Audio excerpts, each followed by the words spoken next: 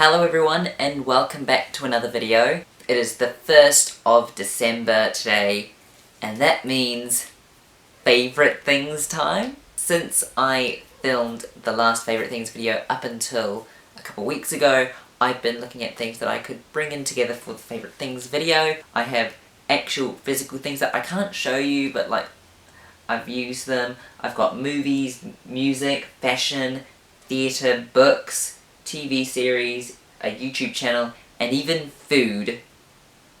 No one ever saw food coming on my channel. Let's get into my favourite things of 2019. We're gonna start off with the actual things, and the first thing that I want to talk about in this video as a favourite thing is an electric scooter.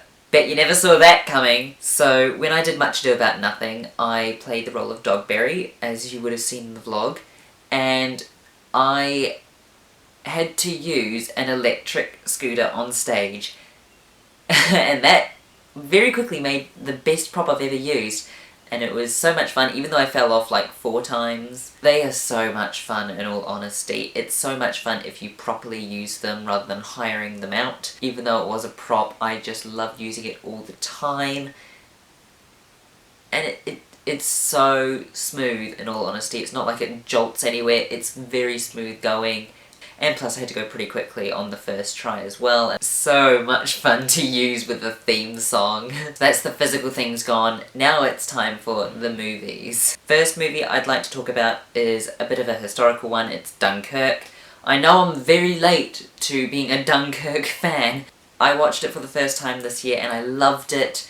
And as a history person, I just love investigating history, and as someone who doesn't really know much about the Dunkirk situation, by what I know it was historically accurate. Was it actually historically accurate? I don't know. But then on top of that, that film explored so many things that we need to face in today's society, and there was a very strong Brexit reference. And in all honesty, it shows how dangerous Brexit is.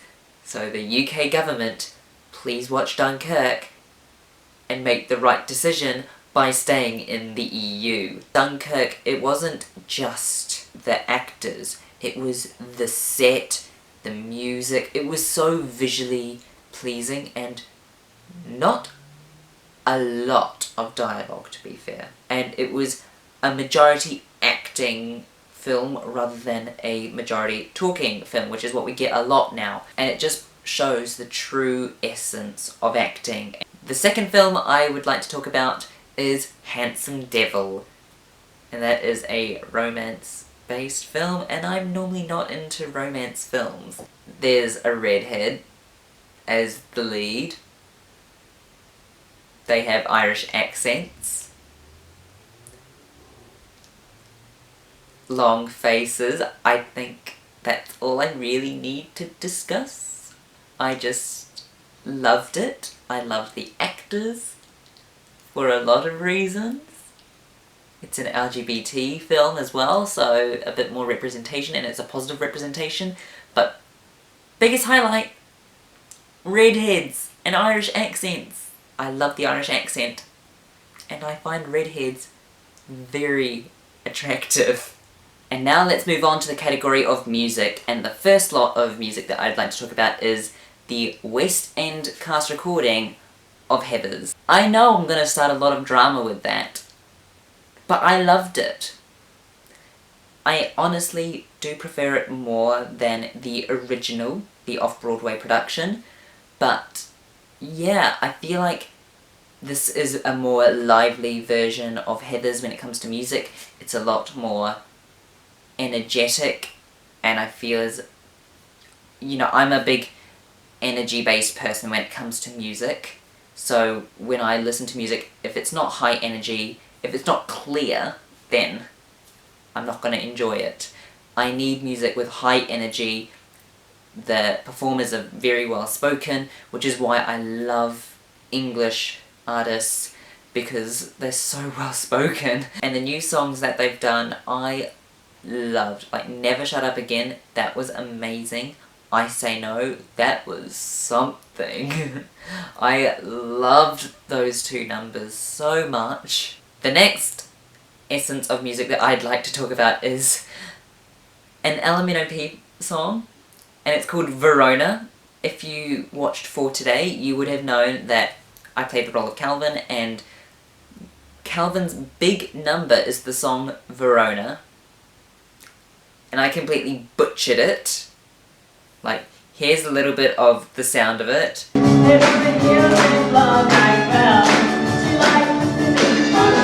Yeah, the audio kind of explains the eesh kind of moment of my singing, but I love the original song.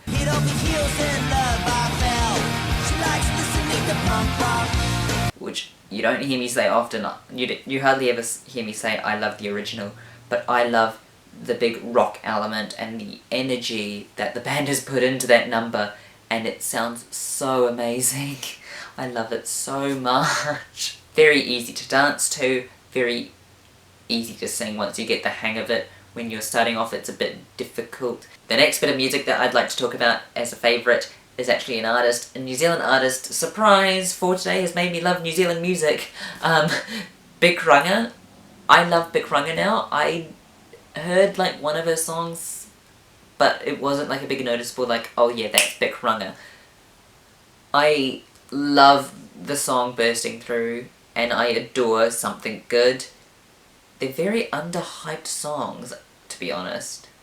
And I think they're just amazing and beautiful, and Big Runga's voice is so delicate, and it's so peaceful and relaxing to listen to, and just the sound of the music is just so pretty. There's no other way I can say it but pretty. My final favourite is a song that I sang for singing lessons, and the song that I'm going to be using, well, the song I'm planning to use for my audition for Wicked, You'll Never Walk Alone, from the musical Carousel.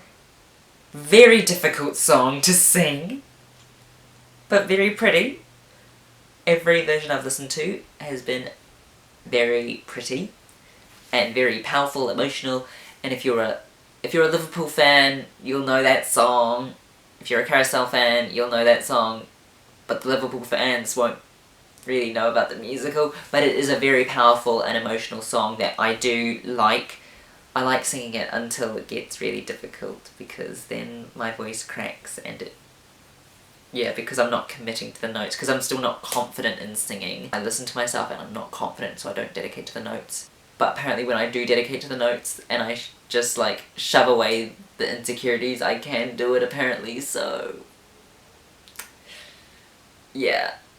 It's a great song, it's just difficult, and I praise everyone who does that song. My next favourite thing is fashion. Just one thing to do with fashion for this year. Nothing big and grand, but it's a coat from YD, surprise! There's always something to do with YD in my favourite things videos. You'll see me wearing these in a lot of my vlogs. You'll see me wearing these in a few of the promotional material for Much Ado and For Today, especially For Today, seeing that we filmed a bit more of rehearsals, so you would see me in this coat, buttoned up and everything. But this also comes with a turtleneck, which it's never been cold enough for me to wear the turtleneck with, but I know it would look really nice with the turtleneck if it ever did get that cold. So maybe I'll bring this to Japan when I go next year. The next element of my favourite things video is theatre. I go to the theatre every year, to be fair, and I do like going to the theatre. Maybe next year I'll be going to the theatre a little bit less, because hopefully I'll be in university, but it would still be nice to go to the theatre every so often to see something. The first bit of theatre that I'd like to talk about is the musical Aladdin, because that came to Auckland only this year, but that was amazing. I had very low hopes for this musical, because before I got my tickets I listened to the soundtrack and I was not that impressed. I was not a fan of the music. And then I saw it live and that all changed. And now I can just listen to the soundtrack as many times as I like, because I like the soundtrack now since seeing it live.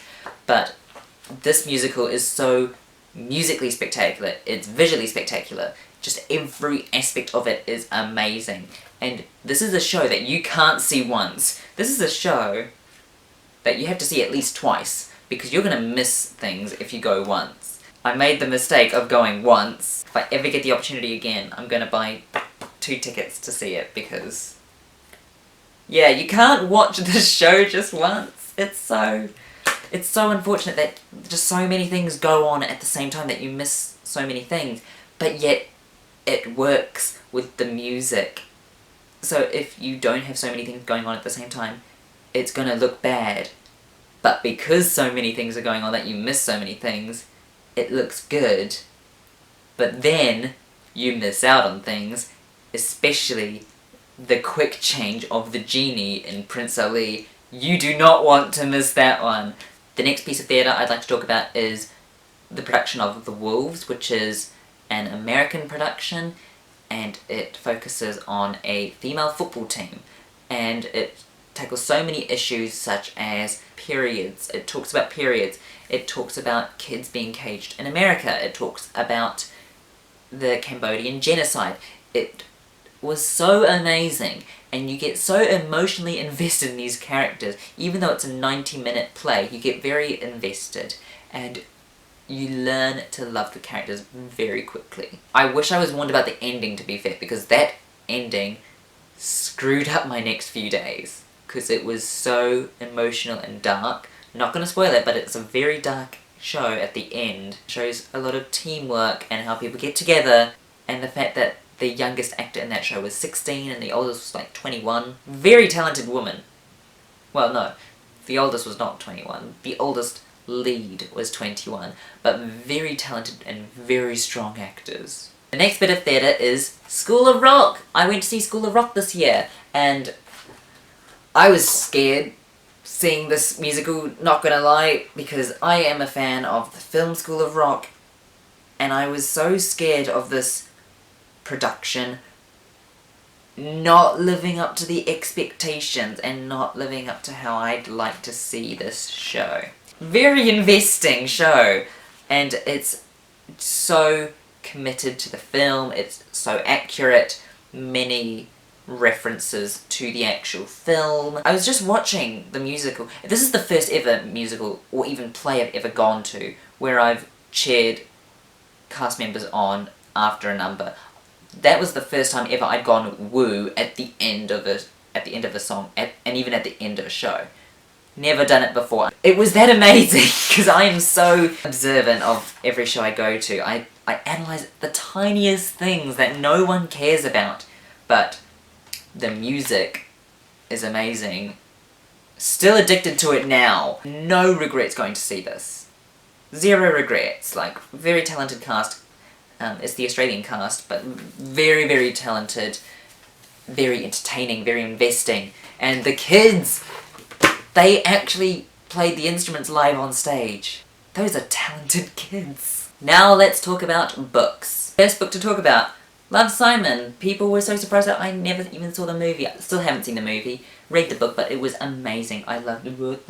That was such an amazing book that I read really insanely quickly. It's an easy read, but it's so investing, and very strong representation, not gonna lie. And it's got the script at the back, well, a section of the script, and I loved it so much that, like, I had to make an Instagram post about me finishing it, which I never do. I never really do that with books.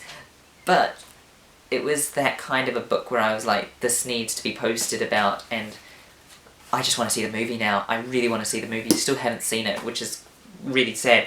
The next book I've got to talk about is The Art of Being Normal, which is kind of like Love, Simon, but it's like the gender version, and it's told in 2 perspectives.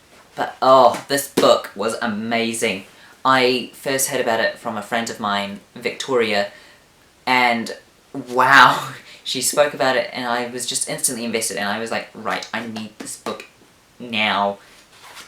Took me a year and a bit to read it, but this book, it was so life-changing and so eye-opening, because as a person who wants to study gender studies at university, this is like a bit of like a beginner's guide to male and female genders. kind of a thing. You know, it's quite a beginner look. And it says at the bottom of a review, a life-changing and life-saving book. Yeah, very life-changing. It's so emotional. I made a video about this earlier this year, so I'll link that in the description below. And so you can hear my full-on review on that. But it was so worth it to read this and wait for about a month for this to come, because I ordered this in the peak time where everyone was buying books because of Christmas. Big mistake, but worth the wait for this book. The next book was written by my friend. Science, Eternal Life and a Travelling Circus by my friend Catherine. I'm not putting this on my video purely because she's a friend of mine. I genuinely like this. I read this within like a week and it was so interesting. Because we all know fantasy, we all know dystopian fiction. This in a way brings them both together but with realism, and it was very powerful and it was also very investing. And my friend Catherine's good at everything. I'm not even lying. She drew that picture as well, but like, she's good at everything. She's good at acting, singing, she can learn lines really well, she's lovely, she's really smart, she can write, she can draw, she can do everything. Do yourself a favour and get her book. My dad's reading it as well right now, so that's why the bookmark is in there. The next category is TV series. First thing I want to talk about is The Bi Life, and that is a reality TV show on dating, but based around bisexuals. This is the first of its kind, and it was hosted by Courtney Act, who's an Australian drag queen. There's no elimination, it's not competitive, it's all with the purpose of finding the one. I hope it's getting a season 2, that would be nice if it was getting a season 2, please give it more seasons. The next TV show I'd like to talk about is an Australian TV show called Please Like Me. Very, very relatable. Yeah, it's a very, very pretty TV series which focuses around a gay guy and his friendships and him trying to find the person, but there are so many other side quests, as I'd like to say, that this character has to go through, and it tackles very serious subjects such as suicide, mental health, and like pregnancy, STIs, so like sexual health, mental health, but all with a lot of comedy. Someone I know also watches the show and she says that she loves it.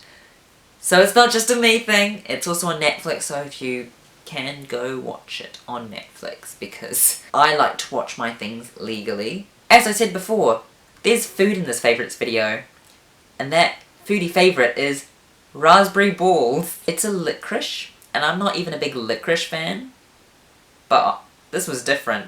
This didn't make me have any regret after having it, apart from the fact that I'd eaten half a bag in one go. But what happened was my first ever interaction with raspberry balls was during Much Ado About Nothing. A lot of amazing things happen in Much Ado About Nothing when it comes to favourites. Ray, who's in the cast, brought them backstage, offered them around, brought me into a pit hole of addiction to raspberry balls. The final favourite is the YouTuber Carrie Hope Fletcher, who I've been talking about quite often and has actually inspired a lot of changes in my channel. I got introduced to her by Melanie Murphy with the reintroduction video, and then what happened was I started watching the Veronica vlogs. Got addicted to the Veronica vlogs, then I watched the Watch Me Wednesday vlogs, and then I am now currently invested in the Follow Me Fontaine vlogs. May Myself and I was something else as well. I love May Myself and I. Carrie has inspired a lot of change on my channel, which is why I decided to do a series, as well as the votes, but I was kind of leaning towards the series for Today vlog series. Beautiful voice, very fun personality, amazing vlogs. Now I just need to read her books. So those are my favourites for 2019. Thank you very much for watching this video. Leave a like if you enjoyed it, comment something down below, subscribe if you haven't, because I make a new video every week, and I hope to see you in another video.